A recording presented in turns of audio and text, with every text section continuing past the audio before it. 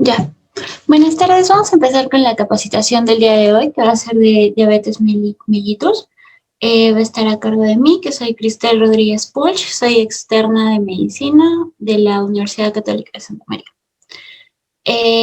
Vamos a empezar. ¿Me escuchan bien, verdad? ¿Sí? Sí, doctorita. Ya, gracias. Sí. Ya. Entonces, ¿cómo definimos la diabetes mellitus? Es importante saber que es un trastorno metabólico que tiene un montón de causas, no únicamente se da por una razón. Está caracterizada por una hiperglucemia crónica, es decir, glucosa en la sangre muy alta por mucho tiempo, y algunos trastornos en el metabolismo de los carbohidratos, grasas y proteínas, todo esto como consecuencia de anomalías en la secreción en el efecto final de la insulina. La insulina es una hormona que nos ayuda a desintegrar, a sintetizar la glucosa para ayudarla y que pueda funcionar debidamente en el cuerpo. La diabetes mellitus, fisiopatología, es decir, cómo se va a dar esta enfermedad.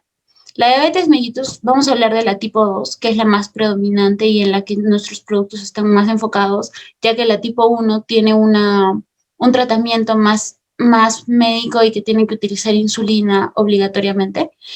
Vamos a hablar ahora solo de la tipo 2, que está atribuida a que, a que el hígado va a tener una resistencia a esta enzima que va a ser, a esta hormona que va a ser la insulina.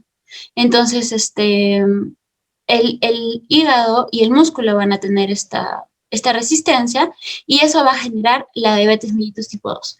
Ahorita vamos a ver cuáles son los principales factores para que se dé esta resistencia. Ya, ¿cuál es la clasificación? Como les mencioné, el origen de la diabetes es multifactorial, es decir, puede darse por muchas causas. Por lo tanto, va a haber varios tipos. Por ejemplo, la diabetes tipo 1 es la que está atribuida a una enfermedad autoinmune. En la capacitación anterior les expliqué que cualquier enfermedad autoinmune es que el cuerpo mismo ataca al cuerpo. Entonces, ¿qué pasa con esto? Que las células que producen la insulina, que son las células betas del páncreas, se van a destruir por el cuerpo mismo. Entonces, esto va a hacer que el cuerpo no tenga insulina, por lo tanto, no se va a poder procesar la glucosa. Y esto va a generar una diabetes. Las características de esta diabetes es que se da en jóvenes, a muy temprana edad. Y bueno, también se puede dar en mayores, pero ya el diagnóstico es un poco más difícil, porque a la diabetes tipo 2, que es la más común, la que se presenta en el 95% de los pacientes, es como también lo mencioné, la más común en adultos, ¿no? En esta hay un defecto en la insulina per se, o sea, en la insulina misma, o, como les mencioné, hay un aumento de la resistencia de la insulina a nivel hepático, a nivel muscular. Es la más frecuente y la forma de aparición es muy insidiosa. Es decir, se da de poco a poco y presenta unos síntomas que ahorita también vamos a ver en la siguiente diapositiva. Hay otro tipo de diabetes, que es la diabetes mellitus gestacional, que es muy importante conocerla, ya que va a generar un tipo de hiperglicemia, es decir, hay valores aumentados de glucosa en sangre durante el embarazo, en la cual pone en riesgo a la mamá en el embarazo y al feto también, produciendo fetos macrosómicos y aumenta la incidencia de cesáreas, que no son, en su mayoría, no son la mejor elección para un parto. Entonces, ya tenemos claro cuáles son los 3 tipos de diabetes más conocida y la diabetes que nosotros vamos a tratar ahorita es la diabetes mellitus tipo 2, porque es la más común y es en la que nuestros productos, en este caso el Ilumedia, podría ayudar. Entonces, en epidemiología, es importante saber que la diabetes es una de las enfermedades, por no decir la más prevalente, en el Perú. Existe en realidad un 6.7% de personas con 18 años o más que tienen azúcar elevada en la sangre. No tienen el diagnóstico de diabetes, pero ya tienen algún síntoma de prediabetes o, como se menciona en el boletín epidemiológico del MINSA, tienen azúcar elevada en la sangre. Estos son valores mayores de 126 miligramos por decilitro. O también existe un 9% de pacientes que toman medicación para bajar la glucosa, que sería medicación hipoglicemiante, o que alguna vez han tenido un diagnóstico previo tanto de diabetes como de prediabetes. Como les mencioné, está entre una de las primeras, al año 2012, ya que no hay una actualización todavía del boletín epidemiológico, las personas de 45 a 59 años, la enfermedad más prevalente es la diabetes. Y se dice que es una de las enfermedades que causa más años de vida saludable perdidos. Es decir, quitan la posibilidad de poder desarrollar más años de vida. Ahí tenemos la diabetes, la artrosis, también que ya hemos hablado la vez pasada. Entonces, ¿cuáles son los factores de riesgo que nos van a llevar o predisponer a una diabetes? Es importante mencionar los factores hereditarios. Un antecedente de diabetes en la familia puede predisponer a una persona a tener cierta resistencia a la insulina. Y si a esto lo combinas con estilos de vida como sedentarismo, malos hábitos alimenticios, con exceso de alimentos altos en carbohidratos, ricos en carbohidratos, también el tabaquismo, el alcohol. El riesgo ocupacional se refiere a personas que trabajan sentadas sin hacer ningún tipo de actividad física. La urbanización, ya que se dice que las personas que viven en el campo están más predispuestas a hacer más ejercicio, a caminar, entre otras razones. Y también el estrés que genera vivir en la ciudad también son factores de riesgo que nos pueden llevar a una diabetes mellitus tipo 2. Entonces, es muy importante aquí que nosotros, nuestro actuar frente a los pacientes que tengan diabetes, aparte de recomendarles el Glumedia, va a ser que modifiquen los estilos de vida. Como mencionamos en la presentación anterior, hay estilos de vida modificables y no modificables, factores de riesgo modificables y no modificables. Nosotros tenemos que siempre recomendar el cambio en los factores de riesgo modificables, que en este caso son el sedentarismo, los malos hábitos alimenticios, el tabaquismo y el alcohol. Los factores de riesgo relacionados a la persona son también muy importantes, ya que hay una relación muy directa entre la obesidad, el sobrepeso y la diabetes. Entonces, nosotros podemos medir a nuestros pacientes con un perímetro abdominal mayor de 88 centímetros en las mujeres y en el caso de los hombres mayor de 102, ya para diagnosticarlos como un tipo de obesidad y ponerlo en riesgo de una diabetes. También los triglicéridos y los niveles bajos de colesterol, pero estoy hablando del colesterol HDL, no de los colesteroles malos, por así decirlo, también son factores de riesgo para generar una enfermedad de diabetes. Historias de enfermedades cardiovasculares como la hipertensión, y como les mencioné, antecedentes obstétricos de diabetes gestacional, antecedentes de hijos macrosómicos, edad mayor de 45 años. También hay signos en la piel que nosotros podemos indagar en nuestros clientes, que son la acantosis nigrans y los acrocordones. Estos son pliegues de cuello a axilas que pueden estar en el cuello, en la axila, en la ingle y en los nudillos, que son de color un poco negro y se notan. Cuando tú ves a una persona con diabetes y le examinas el cuello, puedes identificar la acantosis nigrans. Y los acrocordones ya son lesiones más pediculadas, que son muy propias de las personas con diabetes. Entonces, todos estos factores de riesgo sumados al diagnóstico por laboratorio, que tiene que ser los niveles de glucosa en sangre y la hemoglobina glicosilada, nos llevan a dar el diagnóstico de diabetes. Pero entonces, ¿cómo un paciente empieza a dudar que tiene diabetes? No simplemente porque está gordito o porque está con los triglicéridos altos, sino porque va a presentar estos síntomas.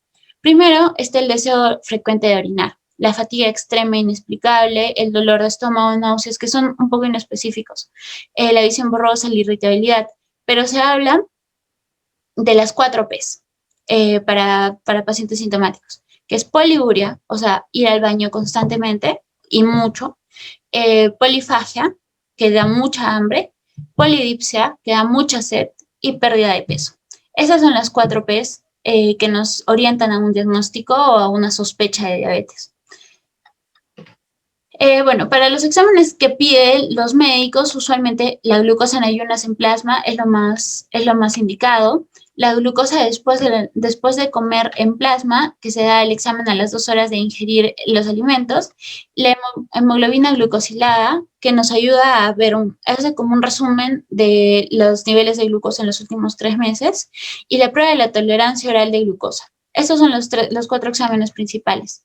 También se hacen exámenes de imágenes, pero ya para tratar las complicaciones, que siempre que nos pregunten cuáles son de las principales complicaciones de diabetes o un paciente o un cliente está muy asustado porque está con diabetes, debemos decirle que siempre tenga cuidado con su pie por las infecciones gaseosas o las calcificaciones, con su corazón también. También tenemos que descartar una tuberculosis porque es muy prevalente en nuestro medio. Ya, ¿cuáles van a ser las medidas terapéuticas que se recomiendan para un paciente con diabetes? Primero, el control de los síntomas, controlar la poliuria, la polifagia y todo eso, y esto se va a lograr con un correcto control de la glucosa en sangre y de la hemoglobina. Por lo tanto, siempre se recomienda el control de glucosa. A pesar de que sea un paciente que ha sido diagnosticado hace mucho tiempo, nosotros tenemos que recomendar siempre a todos nuestros clientes que se haga un control de glucosa si está sospechando que tiene algún tipo de diabetes.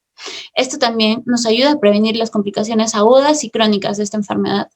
También es importante para reducir la morbimortalidad, que es la asistencia al hospital, y la mortalidad, que es la pérdida de vida, asegurar la calidad de vida del paciente. ¿Cómo?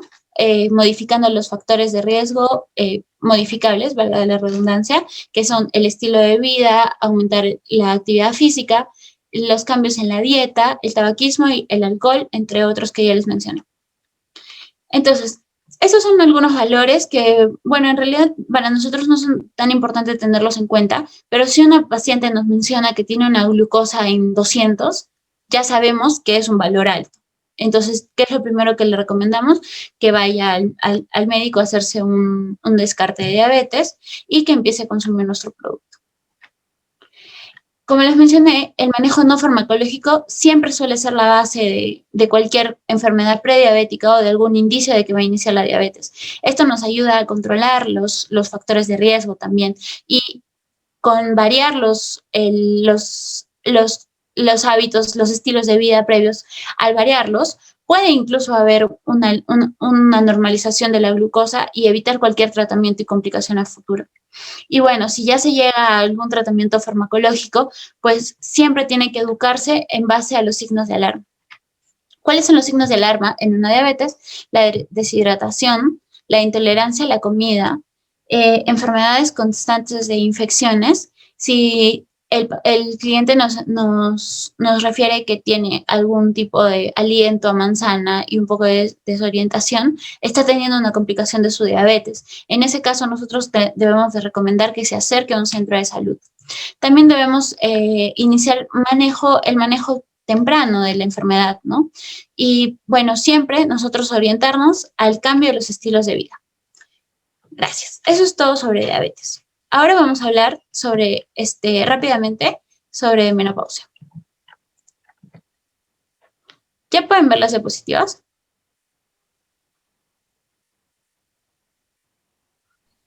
Sí se ve. Ya, genial. Ya. A ver, un segundo. Ya. La menopausia es una enfermedad, no es una enfermedad, es una etapa de vida, es la transición entre una edad fértil a una edad infértil, producto de un periodo endocrinológico que va a ser progresivo, el cual lleva a la mujer a una menstruación regular, cíclica y predecible, característica por los ciclos ovulatorios, a la última menstruación, que es acompañada con la senectud ovárica, es decir, al envejecimiento de los óvulos que existen en nuestro ovario. El término menopausia se refiere al periodo que sigue un año después de la fecha última de la última menstruación. Y la posmenopausia describe los años posteriores a este momento. En promedio, las mujeres tienen su última menstruación a los 51.5 años de edad, en promedio, pero la menstruación se puede interrumpir antes por insuficiencia ovárica a cualquier edad. Insuficiencia ovárica nos referimos a que el ovario ya no va a tener óvulos para poder ser fertilizados. Entonces, esto genera, es importante saber que el ciclo menstrual de una mujer funciona mucho por ejes. Entonces, si falla un eje, una parte del eje, todo se va a ver afectado. Entonces, al no haber óvulos, va a generar una disfunción a nivel del cerebro, por así decirlo, y esto va a generar que no se produzcan las hormonas. Entonces, ahorita les voy a explicar bien con una imagen cómo se produce a grandes rasgos la menopausia. Ya, es importante que nosotros sepamos que el hecho de que una persona o una mujer esté en un periodo menopáusico no significa que no pueda tener acceso a una correcta salud mental o a salud sexual.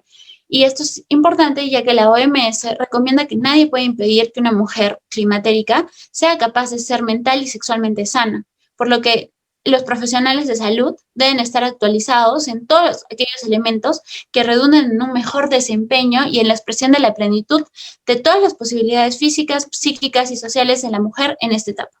Es decir, toda mujer que se encuentra en un periodo menopáusico tiene todo el derecho de acercarse a pedir algún tipo de alivio para sus síntomas a algún centro de salud. Entonces, nosotros debemos de aquí saber definir qué es la menopausia, porque muchas veces nos preguntan las pacientes de 40 años, estoy con síntomas de menopausia o algo así, pero ellas tienen que saber que no es normal una mujer de 40 años que tenga síntomas de menopausia o síntomas, o que ella misma atribuya a una menopausia, ¿no? Entonces, vamos a tener términos claros. La menopausia se define como la desaparición definitiva de la menstruación por un periodo aproximado de 12 meses. Y como lo mencioné, producto de un fallo ovárico. Si esto se da antes de los 40 años, ya estamos hablando de una menopausia precoz. Y esto no es del todo normal. Y se recomienda siempre asistir a un ginecólogo. El climaterio, ya que muchas veces confundimos la menopausia con climaterio, pero el climaterio es el tiempo durante el cual se pasa de la vida reproductiva a la no reproductiva. Esto es un periodo que se da comúnmente entre los 45 y 59 años y se inicia unos años antes de la menopausia, que se conoce como perimenopausia y se va a extender hasta unos años después, que es la posmenopausia. Y es importante que nosotros nos refiramos a las pacientes como lo que es un periodo de transición endocrinológica y se denomina transición menopáusica. Entonces, ¿cuáles son los signos y síntomas que nosotros debemos de identificar para poder recomendar bien a nuestros pacientes el producto? Primero, va a depender de la etapa del climaterio. Como les mencioné, va desde los 45 hasta los 60 años. Es más, algunos prolongan la posmenopausia hasta el fin de la vida. Entonces, debemos definir bien en qué etapa se encuentra la paciente según la edad. También los hábitos de la paciente van a ser muy importantes para nosotros poder ayudarla y definir si está dentro de una menopausia. Si es una paciente gordita, va a tener más problemas en los huesos que una paciente flaquita, por ejemplo. O también es muy común que las mujeres que están en constante estrés muchas veces no van a identificar si hay una disminución del ciclo menstrual propio del estrés o propio de la menopausia. Entonces es muy importante los hábitos. Y también la genética y los antecedentes en la familia.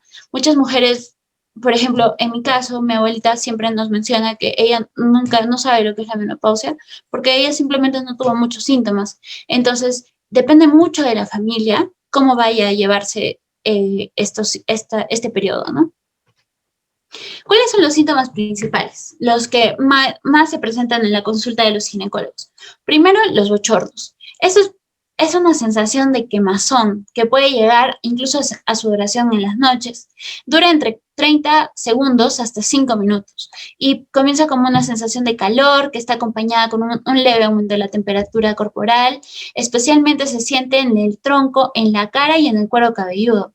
Sigue el enrojecimiento de estas partes y es el problema social que lleva el bochorno y también la sudoración. Pero lo raro, bueno, lo paradójico de esto es que termina con escalofríos.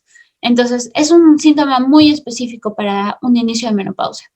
Las irregularidades menstruales, porque ya sabemos que el ciclo se ve afectado, y los cambios de humor, propios no solo de las mujeres menopáusicas, sino en realidad de todas las mujeres, ¿no? ¿Cuáles son los síntomas que nos presenta en general, ¿no? Que podemos identificarlos nosotras, que no son muy difíciles. Cambios en los patrones menstruales. Los ciclos cortos son típicos. Disminuye, por ejemplo, si antes menstruaban 7 días, empiezan a menstruar 2. Se dan en algunos casos ciclos largos, pero no es muy común. Y la irregularidad de la menstruación. O sea, ya no menstruan cada mes, sino ya pasan a menstruar cada 2 meses, cada 3 meses. Y si ya se anula la menstruación por más de un año, ya sabemos que la mujer ya está en el momento de la menopausia. Los síntomas vasomotores son los bochornos, diaforesis nocturna, es decir, la sudoración nocturna, y muchas veces problemas al dormir. Los problemas psicológicos, ¿no? Síndrome premenstrual acentuado. El síndrome premenstrual es el que se da antes de la menstruación y que hace que la mujer se sienta mucho más sensible y todo esto producto de las hormonas. Entonces, en una perimenopausia o en una menopausia, esto se ve mucho más frecuente y con más fuerza. Entonces, eso también nos puede indicar una enfermedad, un periodo de transición, ¿no? También la depresión, la irritabilidad, falta de concentración y una memoria deficiente. En el aspecto sexual, es muy importante que la mujer se sienta cómoda de hablar sobre la resequedad vaginal, que es normal, completamente normal en este periodo de transición, la disminución del líbido y la dispareunia, que se define como el dolor al mantener una relación sexual.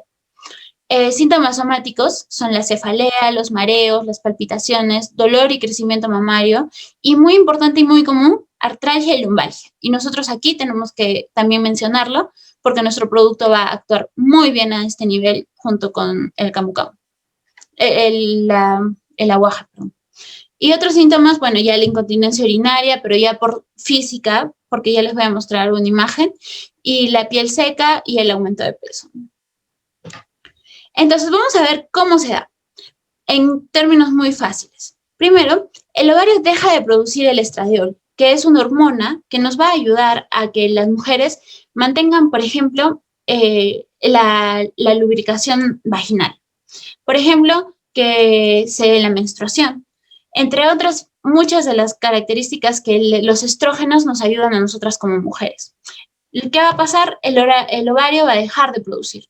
Entonces, eso va a afectarnos en la disminución de la producción de todas las hormonas en general, ya que se van a agotar los óvulos.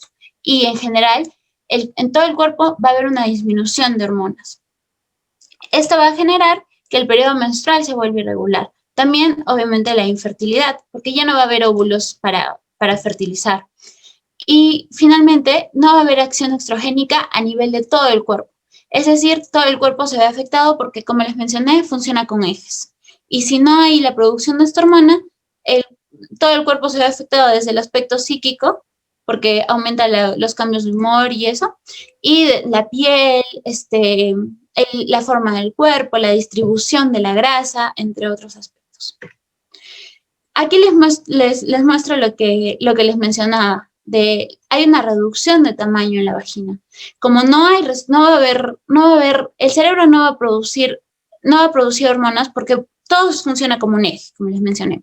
Entonces, el cerebro, al ver que no está funcionando el ovario porque ya no tiene óvulos, va a querer producir más hormonas y le va a decir al ovario, ya, produce. Pero el ovario no tiene con qué producir las hormonas. Entonces, no va a haber respuesta. Esto va a generar que no hay estrógenos y se van a producir los síntomas de la menopausia, generando la reducción de tamaño de la vagina, entre todos los síntomas que ya hemos mencionado. Para esto, ¿qué se hace? Se recomienda la terapia hormonal. Eso sería el tratamiento ideal para toda mujer menopáusica, ¿no? Para evitar que tenga las complicaciones o cuando ya la menopausia le genera síntomas que no la permitan vivir con calidad, tener una calidad de vida óptima, es común que se dé terapia hormonal. Entonces, ¿cuál sería el tratamiento? Una vida tranquila y sana, que es lo que necesita una mujer en este periodo, tratar de equilibrar su vida, tratar de equilibrar sus emociones y tener el apoyo psicológico, tanto de la familia como en algunos casos del personal de salud, que necesita asistir, si tiene ayuda necesita buscar un psicólogo, y eso no es malo. Y generalmente la terapia hormonal se da por los médicos, ¿no? Es el principal tratamiento, pero a veces tiene complicaciones. Por lo tanto, llega nuestro producto estrella, que es rico en aguaje, que te va a proporcionar estrógenos exógenos. Exógenos se refiere a que son adquiridos de la naturaleza fuera de nuestro cuerpo. Entonces, aquí les presento un artículo hecho en el año 2013 por la Universidad Ricardo Palma en Lima, que fue publicado en la Revista Peruana de Investigación Materno-Perinatal. Es un artículo que tiene base científica que demuestra que el aguaje, con nombre científico Mauritia flexuosa, sirve terapia estrogénica en ratas ovariectomizadas, que son ratas que les han quitado el ovario y, y que se ha visto que hay resultados, o sea, que sí funciona. Eh, entonces, la introducción a este artículo fue que el aguaje es una palmera con amplia distribución en el Perú y en la mayoría de países de América del Sur, que contiene un fitoestrógeno, es decir, un estrógeno que se obtiene de la naturaleza, llamado biochanina A, el cual va a producir un metabolito que se llama genisteína. Esta genisteína va a funcionar como un estrógeno, por así decirlo, en el cuerpo humano. Quizás no tenga la misma influencia que una hormona humana, pero sí va a ayudar en cierta forma en la etapa posmenopáusica. Y que ha tenido, en comparación con la terapia hormonal, la terapia de reemplazo hormonal, no ha producido tantas complicaciones, ya que es una fruta normal. Y la terapia de reemplazo hormonal en muchos casos genera accidentes cerebrovasculares, enfermedades coronarias, infartos al corazón, incluso desarrollo de cáncer de mama y de endometrio. Entonces, es mucho mejor recomendar un producto natural que una terapia hormonal. Pero en caso de que los síntomas no sean severos, si los síntomas son muy severos, debemos recomendar una visita al ginecólogo. Y bueno, los resultados de este estudio fueron que en estas ratas que los ovarios fueron extirpados, se encontró que a niveles de las células vaginales había actividad estrogénica. Entonces, sin el ovario, con el aguaje, se pudo sustituir los estrógenos que producen el ovario a nivel de las células vaginales. A nivel óseo no hubo tantos resultados, pero sí hubo a nivel de la mucosa, de las mucosas vaginales, incluso de todo en sí, de las ratitas ovarectomizadas. Entonces, esto nos lleva a concluir que nuestro producto, que es rico en aguaje, que es una fruta natural, va a ayudarnos mucho a disminuir estos síntomas de menopausia. Eso es todo. Gracias.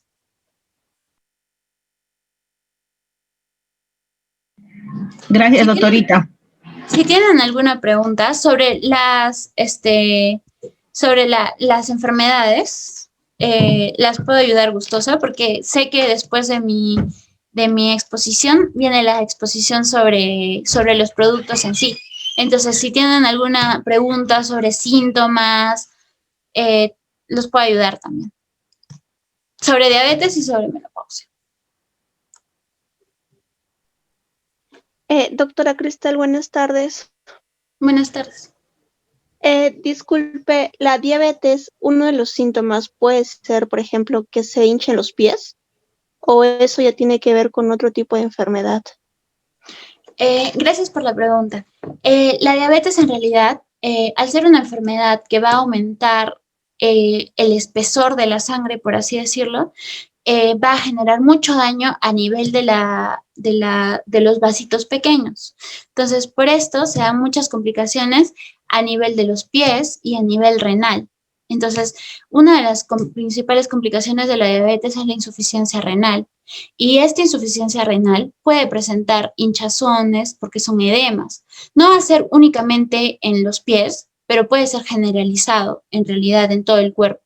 Y si un paciente que presenta diabetes está presentando dificultades al orinar, poca orina y edemas o hinchazón, es porque ya está presentando una complicación de la diabetes. Pero en sí, la diabetes al inicio, para diagnosticarla, no se presenta mucho con hinchazón de pies, pero sí como complicación. Ya, muchas gracias. De nada.